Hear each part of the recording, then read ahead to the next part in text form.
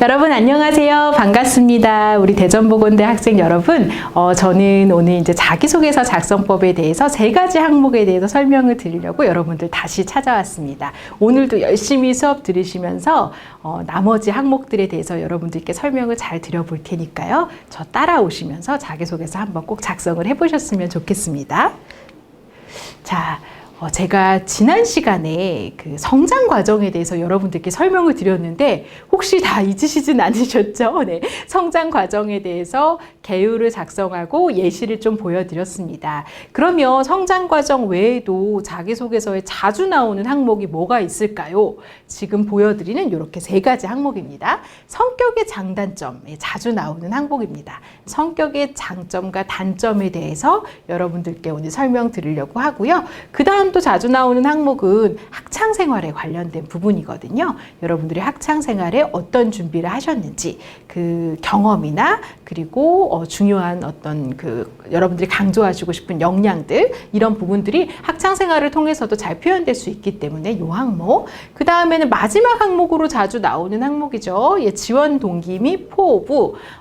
이 회사에 이 조직에 왜 지원했는지 혹은 이 직업을 왜 선택했는지 그리고 앞으로는 입사 후에는 어떠한 어떤 목표나 포부를 가지고 있는지 이런 부분들을 궁금해합니다. 오늘은 이 3가지 항목에 대해서 집중적으로 다뤄보려고 합니다. 네, 잘 따라와 오시면 자기소개서 잘 완성하실 수 있을 거라고 생각이 듭니다. 이번에도 성장 과정 때 제가 개요를 한번 작성해 보시라고 말씀드렸듯이 이번에는 성격의 장단점에 대한 개요 여러분들도 한번 해보셨으면 좋겠습니다. 이번에도 마인드맵 형태대로 우리가 한번 정리를 해보면 좋을 것 같아요. 여러분 먼저 한번 작성 안 하셔도 떠올려 보세요. 여러분들 성격의 장점 뭡니까? 여러분들의 성격의 장점. 네.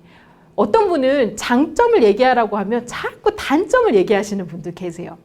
왜냐하면 약간 좀 오글오글 하잖아요. 그렇지 않나요? 왜냐면 우리가 이렇게 단점을 얘기하라고 하면 괜찮지만 또 이렇게 막 자기 어필을 많이 하는 그런 또 생활에는 우리가 익숙치가 않을 수 있어서 장점을 얘기하라고 하면 굉장히 좀 어색합니다. 그런데 자기소개서는 기본적으로 나라는 사람을 피하라는 글이기 때문에요. 우리가 조금 자기소개서에 이렇게 자랑, 내 강점 중심으로 작성을 하신다고 하더라도 그렇게 사람들이 너무 오글오글하다고 생각하진 않습니다. 왜 이렇게 잘난 척하지? 이러진 않으니까요.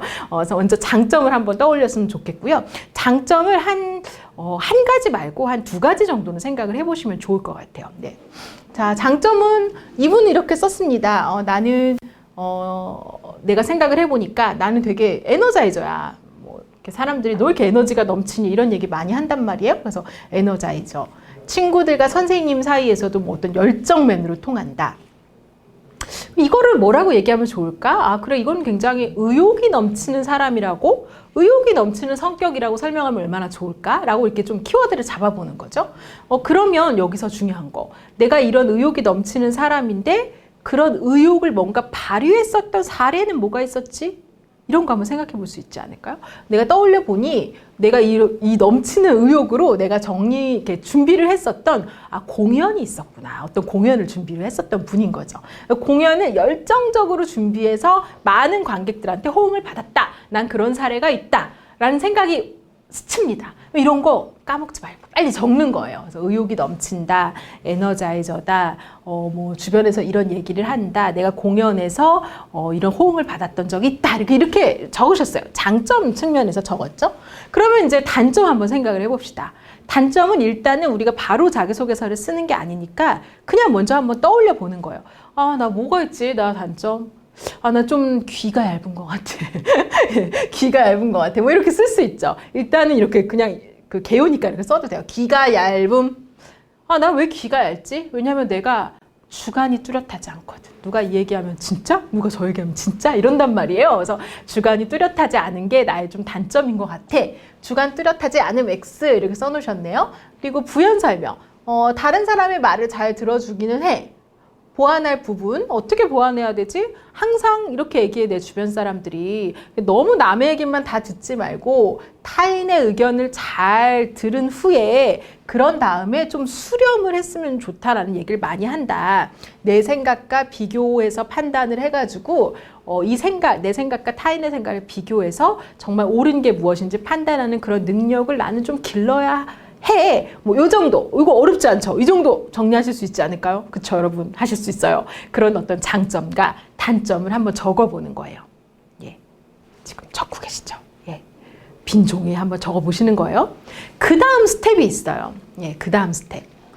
일단, 한 가지나 두 가지 정도 작성을 하셨다라면 우리가 이래서 이게 복습이 중요한데요. 지난 시간에 제가 말씀드렸던 직무 역량이 있거든요. 그 직무 역량을 잘 생각을 해보시는 거예요. 나의 이런 장점이 있는데 내가 그때 자기소개서 쓰기 위해서 수업 들었을 때 직무 역량은 이런 게 필요하다라고 했어 라고 기억이 나신다면 예, 그 직무 역량과 내 성격의 장점을 잘 이렇게 한번 보세요. 예, 잘 보시면 여러분 분명히 교집합이 나올 거예요. 네, 겹치는 게 있을 거예요. 내 장점이기도 하면서 이 직무에게도 필요한 역량. 예를 들어 이 직무에 우리가 뭐 샵 마스터 직무에 예를 들어 뭐 의사소통이 필요하다라고 한다면 나의 장점 중에서 내가 뭐 경청을 잘한다거나 혹은 다른 사람들의 말을 잘 자르지 않는다거나 뭐 이런 역량이 있어? 그럼 의사소통 역량이 그게 포함되겠죠? 그러면 직무에도 필요하고 내 성격적인 부분에서도 장점이 요게 내가 자소서에서 강조할 성격이구나 라고 여러분들이 포인트를 잡으시면 되겠습니다. 그걸 좀 설명한 얘기입니다, 여러분. 이 성격의 장단점에 대한 포인트를 좀 설명을 드리도록 할게요. 자, 직무 역량을 떠올려 보자. 내 성격적인 부분과 이 직무 역량을 떠올려서 이것이 겹칠 수 있는 부분. 예를 들어 직무 역량에는 굉장히 필요한데 내가 가지지는 못한 거야. 그리고 내가 막 가졌다라고 내가 거짓으로 쓴다고 한다면은 사례를 쓰기는 되게 어렵겠죠. 그쵸? 예. 그렇기 때문에 거짓을 얘기하는 것보다는 내가 가진 성격 중에서 직무 역량과 겹칠 수 있는 거 여러분 꼭 생각을 해주셨으면 좋겠어요. 그러려면 앞단에 제가 지난 시간에 말씀드렸던 직무 역량을 한번 생각을 해보셔야겠죠? 자, 그런 다음에는 장점을 작성하셔야 되는데 선생님 왜요? 단점도 써야 되잖아요. 네, 맞죠. 장점도 쓰고 단점도 써야 되는데 여러분 일단은 장점 먼저 생각을 해주세요. 장점을 우선적으로 생각을 해주시고 전체 분량의 한 70% 정도를 장점을 작성해 주시는 것으로 머릿속에 입력해 주시면 좋을 것 같습니다. 그렇다고 이제 꼭 65%는 안 되나요? 65%도 되긴 하는데요. 제가 70% 정도라고 이야기한 것은 그냥 이렇게 기억을 해주시면 좋을 것 같아요. 비중이 그만큼 크다는 거예요. 왜냐하면 한 이 정도 쓰시는데 10줄 정도 쓴다고 생각을 해봅시다. 근데 거기에 장점 2줄 쓰고 단점 8줄 써요. 물론 굉장히 겸손하고 정직하게 보일 수는 있겠지만 자기소개서는 나를 피하라는 글이라고 제가 말씀드렸죠. 그런데 거기에서 단점만 8줄 막 단점을 엄청 많이 쓰신다면 이 사람이 자기 자신에 대한 자신감이 떨어져 보일 수 있어요. 그렇기 때문에 이 자기소개서 때만큼은 장점을 좀 분량을 더 길게 써주시면 좋을 것 같아요. 그러면은 반면에 단점은 어떻게 해야 됩니까? 단점은 전체 분량의 30% 정도. 그러니까 비중을 그렇게 많이 쓰진 않아도 되겠구나 라고 생각을 해주시면 좋을 것 같아요. 자, 마지막 네 번째로 장점은 예시를 들어주십시오. 장점은 예시, 사례라고 할 수도 있고 에피소드라고도 할 수 있습니다. 장점은 예시를 들되 단점은 어떻게 한다? 단점은 내가 아까 귀가 얇아가지고 저번에도 돈 빌려줬고 저번에는 뭐 부탁 들어주다가 내 숙제 못했고 막 이렇게 구구절절 예시를 쓰라는 게 아니라 단점은 그 단점을 극복하기 위해서 노력했던 걸 쓰시는 겁니다. 요 정도 네 가지 포인트 기억해 주시면 돼요. 그렇죠? 장점을 더 많이 쓰고 장점은 예시까지 들어가야 되니까 분량이 많아질 수밖에 없겠네요. 단점은 이게 단점인데 어떻게 보완하도록 노력해야겠다 정도 쓰는 거니까 분량도 조금 더 다소 적을 수도 있겠구나 라고 생각을 해주시면 좋을 것 같아요. 근데 혹시 여러분들이 만약에 지원하시는 그 조직에서 장점만 써라 라고 한다면 장점만 쓰셔도 돼요. 근데 장단점을 다 써라 라고 한다면 단점 쓱 안 쓰면 되는 거 아닙니까? 라고 생각하실 수 있는데 쓱 안 써버리면 안 돼요. 네, 단점을 같이 쓰셔야 됩니다. 그래서 장단점을 물을 경우에는 단점도 꼭 써야 된다. 이거 기억을 꼭 해주시면 좋을 것 같아요. 자, 장단점 작성 포인트 또 말씀을 드리도록 하겠습니다. 지금 여기 보여드린 예시는 지금 이렇게 잠깐 수업에서 조시다가 이걸로 써야 되는구나 라고 생각하시지 마시고 예시를 들은 겁니다. 예를 들어 성격의 장점으로 나올 수 있는 예시 어떤 게 있을까요? 뭐 나는 주도적이다, 뭐 친화력이 있다, 배려심이 있다, 소통 마인드, 뭐 적극적 도전 정신, 서비스 마인드, 뭐 이런 것들이 여러분들이 지원하시는 직무 역량과 겹친다면 이렇게 키워드를 생각해서 요런 게 들어가야 되겠구나 라고 장점 예시로 드릴 수 있고요. 반면에 단점은 치명적인 단점은 피해라. 이런 얘기 들어보신 적 있으세요? 예, 치명적인 단점 어떤 게 있을까요? 아까 예를 들어서 귀가 얇다도 내가 귀가 얇다라고 쓰면 너무 치명적으로 보이지 않을까요? 그렇죠? 예. 혹은 내가 성격이 욱하다 이렇게 생각. 난 신입사원으로 와서 나의 후배로 같이 일해야 되는데 막 성격이 욱한데 난 성격이 욱한다라고 쓴 그 후배 너무 굉장히 도전적인데 멋진데 이렇게 생각하고 뽑으실 만한 그런 모험을 할 만한 분은 없잖아요. 그래서 성격이 욱한다 이런 식으로 쓰시면 너무 치명적이죠. 그러니까 아예 조직 생활을 같이 하기가 너무 무섭잖아요. 예, 혹은 이 사람이 이 사회생활에 적응할 수 있을까? 이런 생각이 들 수 있기 때문에 너무 치명적인 단점은 좀 피해 주시고요. 좀 표현도 너무 극단적으로 쓰시지 않으면 좋을 것 같아요. 자, 그게 무엇이냐? 자, 좀 예시를 보여드릴게요. 먼저 이 밑에 거 한번 보실까요? 나는 일 욕심이 좀 많은 편이다. 네, 남에게 싫은 소리를 잘 못한다. 좀 꼼꼼히 조금 있다. 예, 남이 하는 일은 완성도 면에서 만족스럽지 못하다. 그래서 자꾸 이제 내가 하려고 한다. 그게 내 단점이다. 귀가 너무 얇다. 이렇게 쓰기보다는 거절을 좀 못하는 성격이다. 성격이 급해서 작은 것을 놓칠 때가 있다. 요 정도로 이렇게 표현을 조금은 완화시키는 거 가능하시겠죠. 예. 그런 다음에 이렇게 단점을 생각하시면 구조는 이렇게 생각해 주시면 돼요. 이런 게 단점인데 이 단점을 극복하기 위해서 내가 요런 노력을 했어. 지금은 많이 개선되어서 요래요래한 상태가 됐어. 앞으로도 계속 노력하겠습니다. 정도의 구조. 예. 너무 어려우시면 요거를 여러분들이 그대로 거의 쓰셔도 돼요. 근데 물론 이게 반말을 쓰시면 안 되고 이렇게 존댓말로 쓰셔야 돼요. 네. 무엇이 단점이다 이렇게 쓰시면 안 되고 그래서 내가 남에게 싫은 소리를 잘 못하는 것이 어떨 때는 이렇게 단점으로 적용될 때가 있습니다. 이 단점을 극복하기 위해서 꼭 해야 하는 말은 정중하게 하는 어떤 방법을 연습했습니다.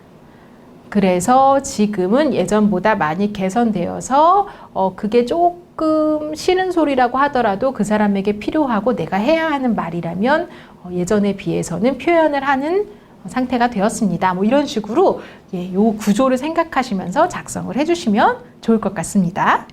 네. 예시를 볼게요. 예시. 근데 예시가 여러분들이 따라 하시면 좋을 예시가 아니고 일단은 피해야 할 예시입니다. 이 피해야 할 예시를 보고 어머 나는 저렇게 썼는데 어떡해 뭐 이러실 수도 있어요. 괜찮습니다. 우리 고치면 되죠. 우리 수정을 해보면 되죠. 많은 분들이 실수하시는 거예요. 실수 예시를 한번 볼게요. 제 성격은 전체적으로 밝고 활동적인 것입니다. 또한 친화력이 있고 재밌습니다. 누구와도 잘 어울리고 처음 보는 사람들에게도 잘 다가갑니다. 어떠한 분위기도 맞출 줄 아는 센스 있는 사람입니다. 또한 저는 남과 다른 개성과 독특한 아이디어를 가지고 있습니다. 독특한 아이디어는 어느 분야든 꼭 필요한 장점이라고 생각합니다. 그리고 성실함이 있습니다. 저와 한번 일해본 사람은 성실하다고 늘 칭찬합니다. 살면서 불성실하다거나 책임감이 없다는 소리를 들어본 적이 없습니다. 이러한 저의 다양한 장점을 활용하여 맡겨주신 일을 끝까지 해내겠습니다. 열심히 쓰셨죠? 자, 여러분 찾아봅시다. 장점 몇 개입니까? 장점 몇 개예요? 일단 너무 많아. 밝고 활동적이고 친화력이 있고 재밌는데 잘 어울리고 센스도 있고 독특한 아이디어 한 제가 봐도 어린 손가락으로 세어봐도 한 진짜 5개도 넘는 것 같아요. 그러면 여러분 이거 보시면 여러분 어떤 생각이세요? 정말 장점이 많은 훌륭한 직원이 되겠군 이렇게 생각하기보다는 그래서 뭐가 장점이라는 거야? 라는 생각 좀 들지 않으세요? 그쵸? 뭐를 강조하는 건지 잘 모르겠다라는 생각이 좀 들죠. 그쵸? 이거는 제가 직무 역량을 고려해서 한 가지 혹은 두 가지를 생각해 보라고 한 이유가 바로 그겁니다. 우리가 간단한 예시를 들어줘야 되고 그 예시를 통해서 내가 이런 사람이다라는 거를 그 사람한테 확실하게 각인을 시켜야 되는데 그냥 지금은 여기 피해야 할 예시로 나열식이라고 쓴 것처럼 내가 가진 장점들 이렇게 장점이 많다 보면 어떤 건 내가 가진 장점이 아닐 수도 있겠네요. 그거를 계속 나열하는 거예요. 예. 그러면 너무 많은 걸 강조하다 보면 오히려 어떤 것이 이 사람 장점인지를 잘 모르겠고 신뢰가 들지 않는 자기소개서가 될 수 있어요. 하지만 이렇게 쓰셨다고 하더라도 고치시면 됩니다, 여러분. 너무 좌절하지 마시고 이거를 이렇게 혹시 쓰신 거를 다 이렇게 버리지 말고 이 중에 진짜 강조할 게 뭔 거를 한 가지 혹은 두 가지를 뽑으시면 되겠죠. 예시 한번 보겠습니다. 이분의 키워드는 어떤 배려심을 키워드로 쓰셨네요. 이렇게 키워드를 가지고 쓰면 글이 너무 왔다리 갔다리 하지 않을 수 있어요. 아까 앞에 나열식으로 이 얘기 저 얘기가 막 나온 것은 키워드를 갖고 쓰지 않았기 때문이거든요. 자, 봅시다. 주위의 사람들의 입장을 생각하며 배려하는 것이 저의 장점입니다. 6년 동안 꾸준히 지역 아동센터에서 아이들을 돌보는 봉사활동을 하고 있습니다. 아이들과 함께 놀기도 하고 밥도 같이 먹고 공부하며 생활하는 것만으로도 보람과 뿌듯함을 느낍니다. 함께 식사를 할 때면 아이들이 서로 뛰어다니면서 부딪히는 경우가 있습니다. 나의 배려심에 대한 예시를 지금 이 사람이 작성하고 있구나 라고 생각을 해주시면 좋을 것 같아요. 그래서 뜨거운 국이나 찌개가 나오면 다칠까봐 우선 아이들을 자리에 앉히고 직접 가져다 주어 식사를 할 수 있도록 도와주었습니다. 이러한 배려심을 바탕으로 친절하고 편안하게 고객을 응대할 수 있을 것이라고 저는 자신합니다. 고객의 입장을 생각하며 행동하고 고객의 니즈를 만족시킬 수 있는 직원이 되겠습니다. 자, 그러면 이제 분량이 어느 정도 봐도 장점을 충분히 썼다라는 것에 동의가 되십니까? 네. 그럼 이제 뭐 나와야 돼요? 단점 나와야 되죠? 단점 어떻게 나와야 되죠? 단점은 이거다. 이렇게 고치려고 노력하고 있다. 단점은 어떤 거다? 너무 치명적이진 않게. 반면 자신의 생각을 잘 표현하지 않는 것이 나의 단점입니다. 상대방에게 저의 생각을 표현하지 않는 것이 오히려 더 오해의 원인이 될 수 있다는 것을 깨닫고 조금씩 표현하려고 노력하고 있습니다. 제 생각을 표현할 때도 상대방이 상처받거나 오해하지 않도록 부드럽게 소통하도록 하겠습니다. 라고 단점을 작성을 해주셨습니다. 구조 좀 여러분 확인되시죠? 네. 자, 두 번째 예시입니다. 이번에는 이분의 끈기에 대한 이야기를 키워드로 성격의 장점의 키워드겠네요. 그리고 어떤 예시는 메이크업 자격증 사례를 가지고 좀 해주셨습니다. 끝까지 포기하지 않고 노력하여 메이크업 국가 자격증을 취득한 경험이 있습니다. 그렇군요. 메이크업 아티스트로 진로를 정하고 여러 메이크업 실습을 하면서 자격증을 취득하고 싶었습니다. 우선 쉽게 접근할 수 있는 메이크업 민간 자격증을 취득함으로써 국가 자격증 준비에 간접 경험과 자신감을 얻을 수 있었습니다. 본격적으로 국가 자격증 취득을 위해 시험을 준비를 시작하였으나 학업을 병행하며 공부를 하다 보니 집중을 하지 못해서 떨어졌습니다. 포기하고 졸업 후에 준비할까 생각도 했지만 끝까지 해보자라고 생각하면서 합격할 수 있었습니다. 블라블라블라. 메이크업 아티스트로 활동하면서도 현재에 만족하지 않고 지속적으로 자기 개발하여 성장하는 모습을 보여드리겠습니다. 반면에 단점은 상대방의 입장을 너무 생각하여 자신의 생각을 잘 표현하지 못하는 것이 저의 단점입니다. 자신의 생각을 표현하지 않는 것이 상대방을 배려하는 것이 아니라는 것을 인지하고부터 저의 의견을 표현하려고 노력하고 있습니다. 이런 식으로 좀 작성을 해주셨네요. 네, 장점, 단점 이 두 가지 예시를 통해서 여러분들이 구조를 좀 기억을 하셨을 거라고 생각합니다. 자, 그렇다면 이제 학창생활로 좀 넘어가 보도록 하겠습니다. 학창생활 성격의 장단점보다 더 쉽습니다, 여러분.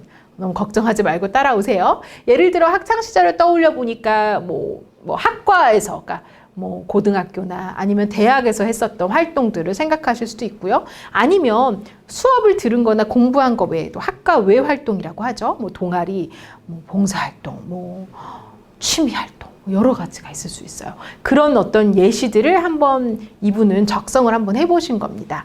뭐 예를 들어 내가 고등학교를 뭐 특성화고를 나왔다면 특성화고에 진학했던 이유, 만약에 이 대학에서 이 패션 컬러 스타일리스트 뭐 이런 것들을 선택한 거 이유, 학업 수행 과정 이런 부분들도 작성을 해주셨고요.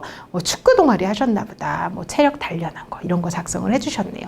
이런 거를 기반으로 그 자기소개서에서 학창 시절에 대해서 우리가 학창 생활에 대해서 쓸 수 있을 거고요.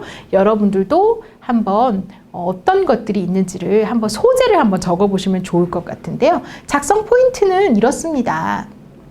대학교 또는 고등학교 이 시절에 의미 있는 경험에 대해서 작성을 한번 해보시면 좋을 것 같고요. 근데 막 너무 옛날 얘기, 그럼 좀 성장 과정 같잖아요. 초등학교 얘기, 뭐 중학교 얘기, 막 절대 들어가면 안 된다는 아니지만 그거보다는 지양하시고 대학교 혹은 뭐 고등학교 뭐 이 정도. 저는 뭐 특히 대학교에 의미 있는 생활을 좀 추천을 드리고 싶습니다.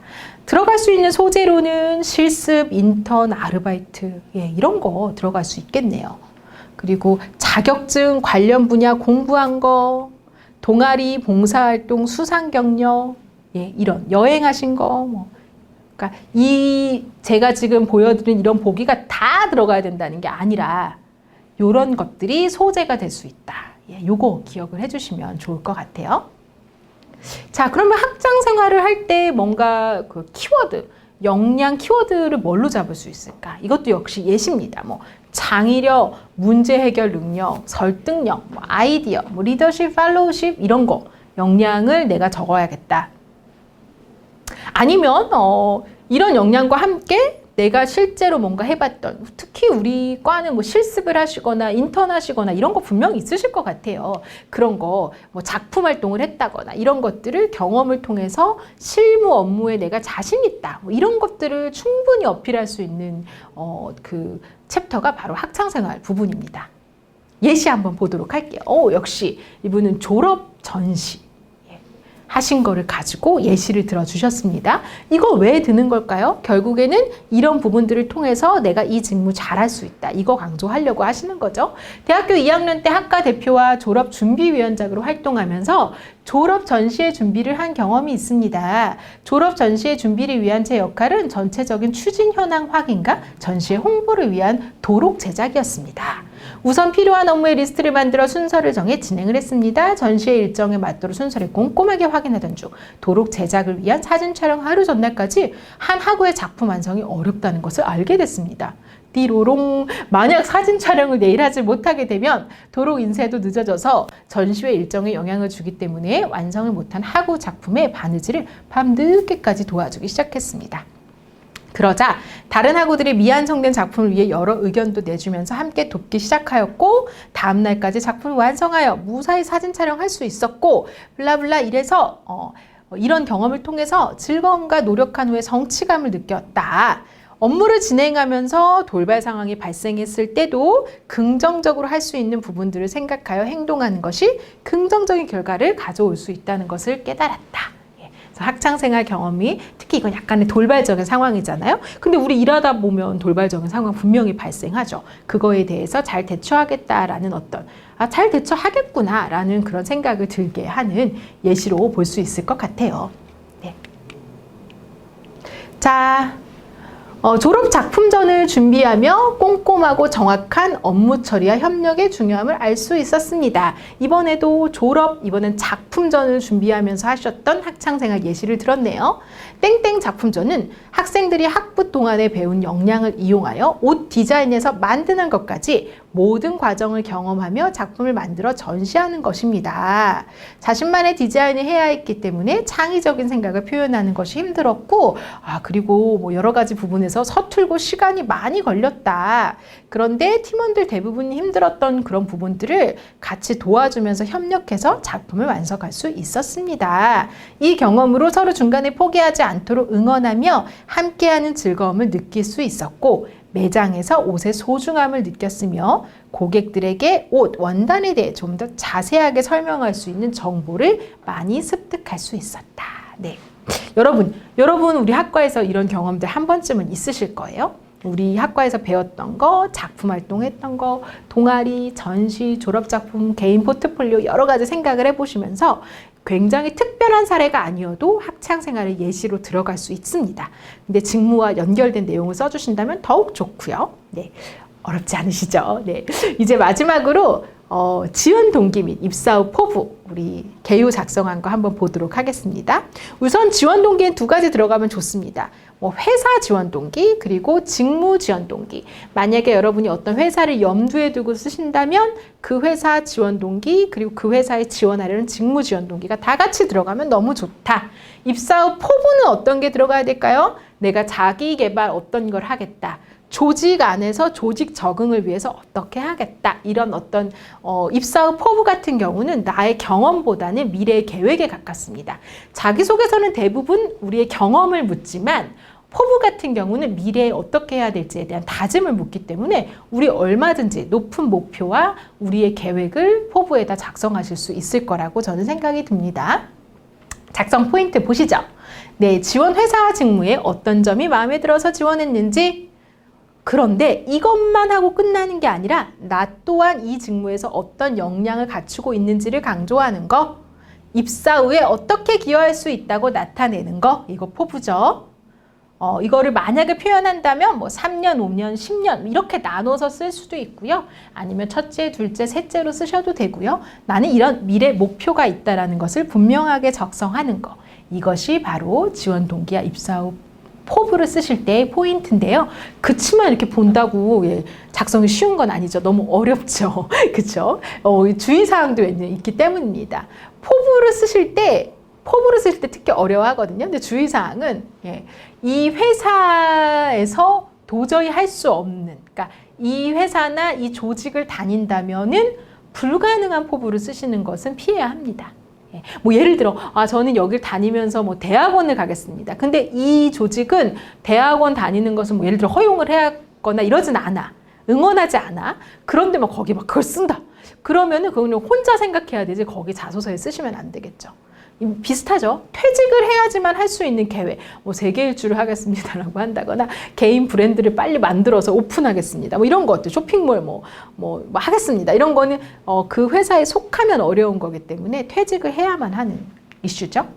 목표가 특별히 없습니다. 설마 이렇게 쓰시지는 않으실 거죠?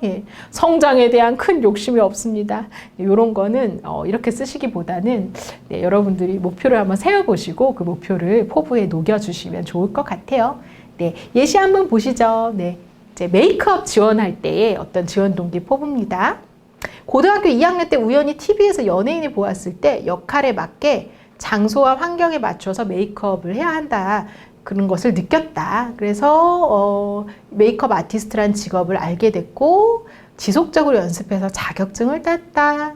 메이크업 전문 과정이 있는 패션 코디 컬러리스트과에 진학해서 메이크업뿐만 아니라 캐릭터 표현에 도움이 되는 이런 부분에 대해서 공부도 했고 자격증도 땄다. 고객과의 소통을 통해 원하고 잘 어울리는 메이크업의 차이를 줄여서 고객을 만족시킬 수 있는 메이크업 아티스트가 되겠다. 실력 향상을 위해서는 꾸준한 연습이 필요하다고 생각한다. 하루 3시간 이상, 앞으로의 목표죠. 개인 연습을 하겠습니다. 또한 메이크업은 사회의 변화를 반영하는 트렌드를 표현한다고 생각합니다. 꾸준히 트렌드에 대한 학습을 지속하겠다. 동기와 포부가 다 적혀져 있는 자기소개서 예시라고 보시면 되겠습니다. 자, 두 번째, 패션 어드바이저 지원할 때의 지원 동기입니다. 패션 컬러 스타일리스트과를 전공하며 특히 관심을 갖게 된 것이 패션 스타일리스트 과목으로 사람의 체형, 스타일, 기호 등을 고려해서 어울리는 패션을 찾아 원하는 스타일로 연출하는 것이 너무 좋았다. 이런 거에 희열을 느꼈다. 이런 동기들이 나오네요. 그래서 아까 동기를 쓰고 이제 내가 어떤 노력을 했냐. 나는 이런 과정을 수강하면서 스타일리스트에 대한 지식을 향상시켰고 자격증을 준비했고 이렇게 해가지고 이런 자격증을 취득하기 때문에 고객을 만족시킬 수 있는 패션 어드바이저가 되고 싶다. 이를 위해 신입사원으로서 선배들의 가르침을 적극 수용해서 효율적으로 업무를 수행하고 싶고 전문성 향상을 위해서 자기 개발을 게을리지 않고 성장하겠다라는 목표까지도 간략히 작성을 해주셨습니다. 여러분 많이 어렵지 않으시죠? 괜찮으시죠? 네. 패션 어드바이저를 하신 부분들이 이렇게 또 자기소개서 중에서 지원 동기로 나왔던 부분들인데요. 특히 여기서는 이 위에 동기들을 보시는데, 자, 여기 뒷부분을 전 조금 보여드리고 싶어요. 보시죠. 매장에 방문하시는 고객님들의 욕구를 파악해서 원하는 의상을 추천하는 그런 패션 어드바이저가 되고 싶다. 이를 위해 다음과 같이 행동하겠다. 이게 좀 포부죠. 첫째, 신입사원으로 선배들의 가르침을 적극 수용하겠다. 둘째, 이렇게 하겠다. 셋째, 스타일리스트 자격증을 취득해서 전문성을 향상시키겠다. 예, 그러니까 3년 뒤, 5년 뒤, 10년 뒤로 요걸 바꿔도 되고요. 아니면 이렇게 첫째, 둘째, 셋째 이렇게 써주셔도 좋습니다. 그래서 지원 동기 및 포부는 요 정도 구조를 생각을 해주시면 좋을 것 같아요. 만약에 회사까지 결정되면 그 회사 명칭 적어주셔도 돼요. 이 회사에 왜 지원했다, 이 직무를 왜 지원했다, 그 지원을 하면서 내가 준비한 건 이런 거다. 앞으로 입사하면 이렇게 하겠다. 네, 이런 구조로 여러분들도 작성을 저는 충분히 하실 수 있을 거라고 믿습니다. 여러분, 3가지 항목에 대해서 설명을 조금 드렸는데요. 자, 요 얘기 마지막으로 드릴게요. 완벽한 자기소개서가 아니어도 괜찮습니다, 여러분. 처음부터 완벽한 자기소개서 쓰기 너무 어려워요. 저도 정말 수없이 많이 고쳤던 기억이 납니다. 지속적인 수정이 필요하니까요. 3줄, 5줄, 10줄, 15줄이라도 꼭 적어보시면서, 글이기 때문에 적어보시면서 업그레이드 하시기를 여러분들께 추천을 꼭 드리고 싶습니다. 자, 여러분 수업 너무 열심히 들어주셔서 감사하고요. 여러분들의 성공적인 취업을 응원하겠습니다. 수업 마치겠습니다. 감사합니다.